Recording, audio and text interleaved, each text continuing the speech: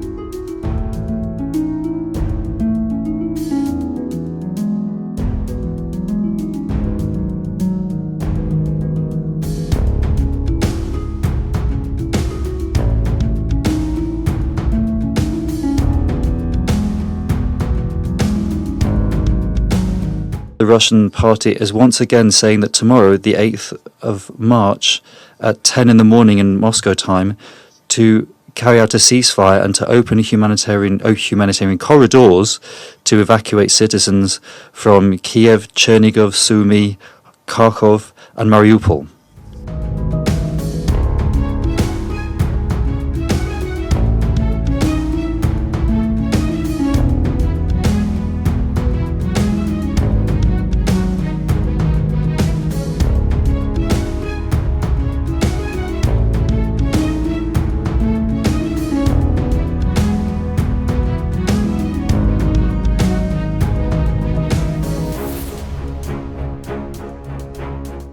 We state officially that Ukrainian authorities have categorically refused to cooperate on evacuating people from Kharkov or Sumy. Considering the catastrophic humanitarian situation and its worsening in Kiev, Kharkov, Sumy and Mariupol, and also the personal request of President Emmanuel Macron to President Putin, the Russian armed forces stated that from 10 a.m. on the 7th of March 2022, there will be a ceasefire and they will open humanitarian corridors from Kiev, Mariupol and Sumy towards Russian territory for those who wish to evacuate through that logistically viable route, but also towards Ukrainian territory. This information was conveyed the evening before to Kiev, to the specialized agencies of the UN, to the OSCE, the ICRC and other international organizations through all available information resources, including the media. An official answer from Kiev was received only today at 7:10 a.m. at Moscow time, but the open humanitarian corridors towards the Russian Federation were ignored. This subject was raised in her official statement by the Ukrainian Deputy Prime Minister Vereshchuk, who called the proposal to open humanitarian corridors towards Russia, and I quote, absurd and unacceptable, end quote. It is clear to us that the Kiev regime is making use of all available and unavailable methods to wholeheartedly stop the exit of those citizens who wish to leave and also foreigners who wish to go to Russia, because they're scared that once these people are free, they will tell the truth about the actions of Ukrainian radicals, as is being done by those people who've been able to get out away from these radicals. We're talking here about threats, intimidation, blackmail, physical violence, and also shooting on sight directed at citizens and also foreigners.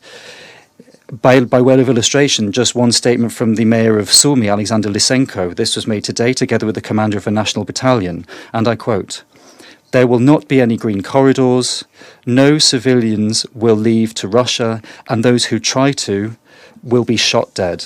End of quote. Evacuation through humanitarian corridors is only possible when the ceasefire regime is fully upheld.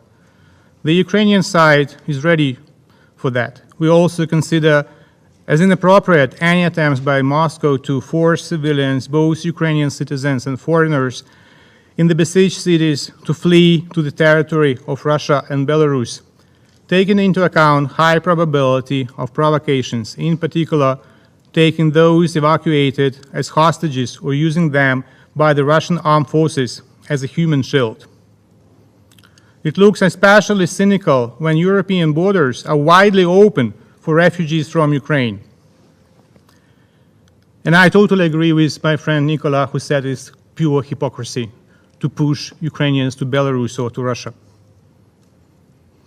Ukraine calls on the member states to spare no effort in forcing Russia to uphold the ceasefire regime in order to open humanitarian corridors and prevent a large-scale humanitarian catastrophe. Life is very dynamic.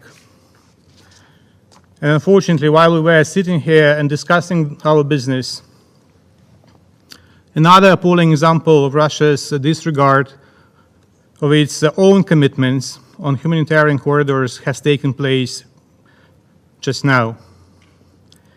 According to available information from my capital, Russia has undermined arrangements on humanitarian corridors for tomorrow. And I regret, my dear ambassadors, all of you who called me today when we discussed this business. The arrangement was made and it was broken by the Russians. Despite a route through Poltava being agreed, including with the ICRC, Russian side has already sent us a letter with routes to Russia and Belarus only. I call on the Russian side to reverse to the previously agreed routes to allow Ukrainian and foreign citizens to leave for Europe. Today, more than hundreds of Ukrainian cities and villages attacked and sieged by the aggressor state. And they are on the verge of humanitarian disaster.